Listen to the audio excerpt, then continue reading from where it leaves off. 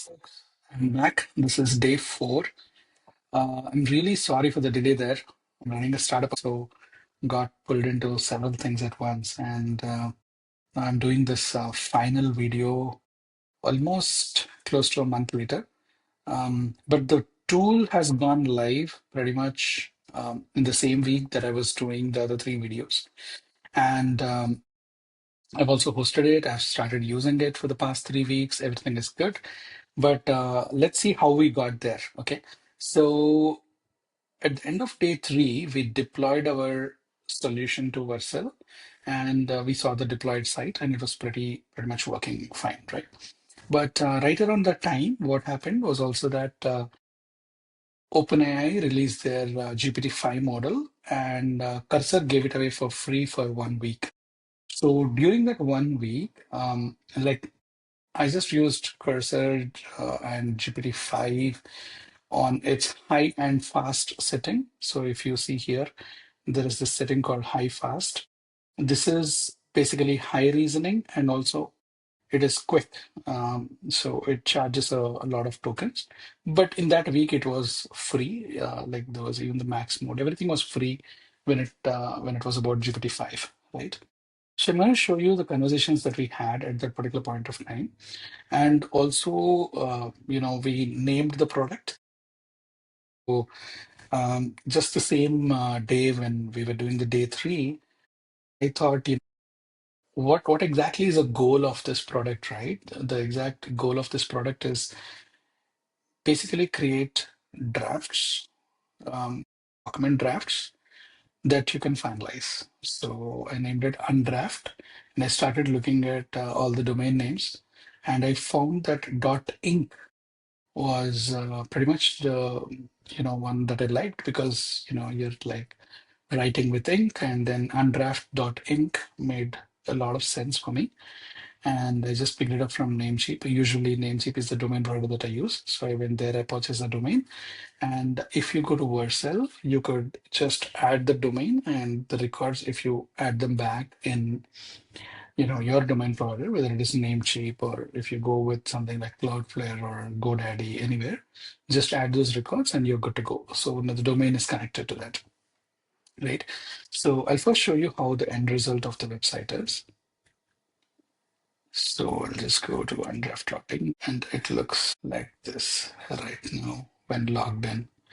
Right, so there's a dark mode, there's a light mode, dark mode, and a system mode. Let's say we click this, we just log out. Page looks like this. Here also we can just light mode. Pretty cool, isn't it?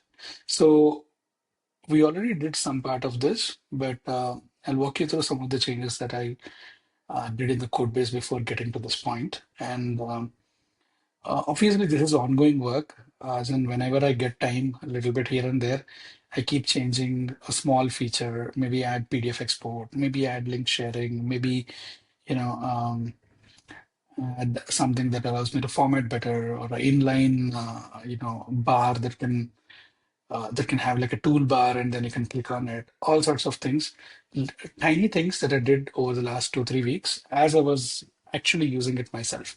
So let me log in and show you how this one looks like. And also, let me go back to the code editor so that you can see firsthand yourself what are the kind of conversations that I had.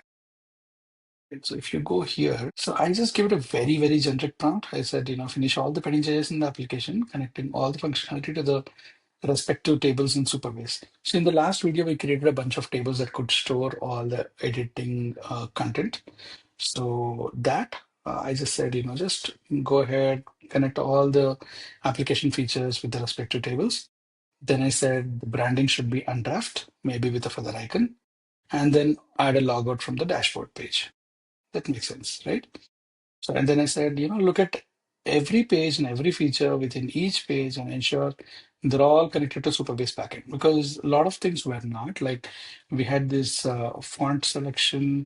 If you go here, there was like if you go to the editor, there's editor font that gets selected and saved.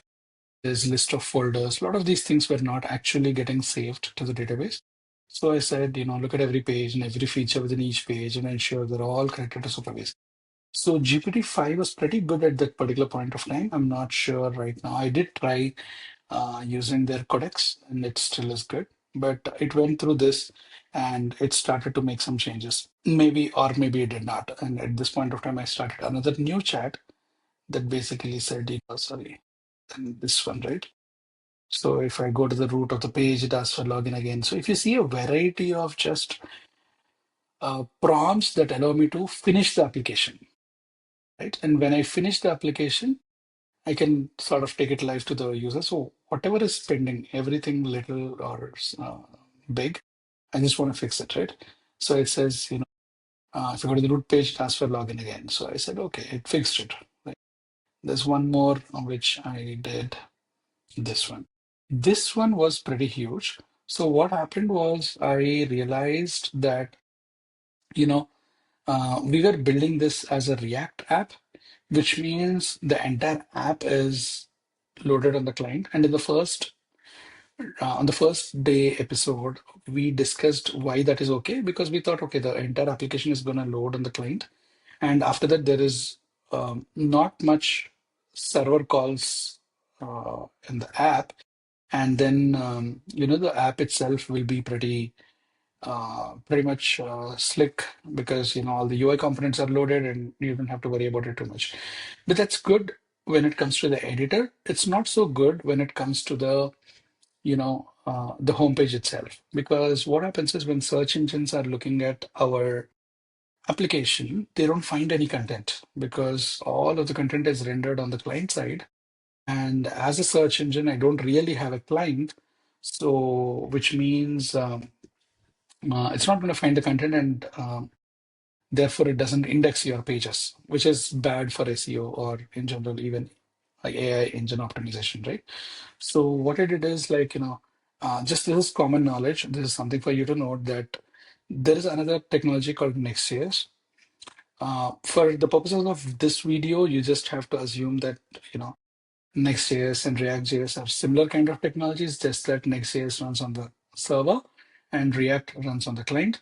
So if Next.js runs on the server, by the time the page gets rendered, the full page content is already there, so that there is no need for the browser to figure out what the content is and all that, how to execute the JavaScript and all that. And then the search engines also will be able to index better. So I asked the simple question, what is the effort it takes to convert this app into Next.js? So it said, it did all this stuff and it said for feature parity, 8 to 10 hours with SSR, which is server-side rendering plus stronger auth and polish, 1.5 to 2.5 days. So this is how much time a human would take. And it did some breakdown and it said, go ahead and convert. So after that, it did all these changes. It installed the Next.js files. It changed the packages. Throughout this, I never bothered to look at the code. Even now, I hardly, maybe except for the configurations, I never looked at the code. So it went through all this stuff without me just even touching it. And finally, it said, started the conversion and completed a working Next.js build, right?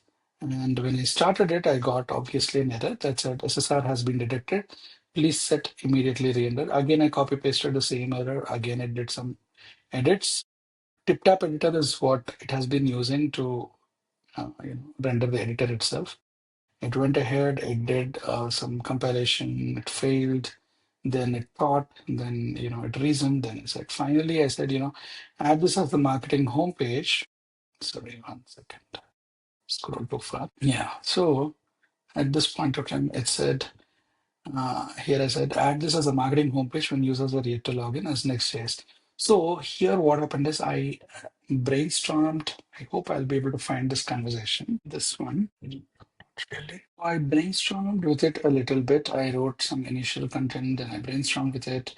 And finally I said, hey, can you generate a home page for me? This was it. It created a marketing landing page for me. So before this, I said, it's free. You can remove the AI part. We don't have any AI. Before this, it created the version 2 looked like this. And the version 2 was also pretty good, right? Even change the versions here and see. Version 1 was like this, which was very cluttered. I didn't like this. I wanted a very minimalistic look. So I just give Claude. It said, there's my brand guidelines. Just adhere to that. So the V3 was the best because that had all the content and everything figured out. I copied this entire stuff. Um, Actually V4 maybe because that's the one which made it like free. Oh, it still added the paid version, but anyway, I removed it back in code. So I just copied this and I went to the editor and I said, add a server-side rendered landing page with this, and I just copy pasted the entire code here, right? And then account is needed, marketing copy has a mistake. So with cursor, the other thing that you could do is as it is actually making those changes, you could send more commands so that it is sort of, steering the way as it goes. So went through all this and working great. I love your homepage style. Can you make the brand guidelines mark? So I just again created a landing brand guidelines as well, right? So these are marketing brand guidelines. Truth, yes, that's it, and the application is ready, right? That's all I did. And ever since the app went live, I started using it myself quite a bit just to see how stable it is. It is quite stable, in fact. Like, mm, I wrote some proposals, I wrote some LinkedIn posts, I wrote some blogs, right? A bunch of stuff actually, and I've been using it very actively. So, and I'm not finding any issues. So, vibe coding just works. Maybe that's the conclusion.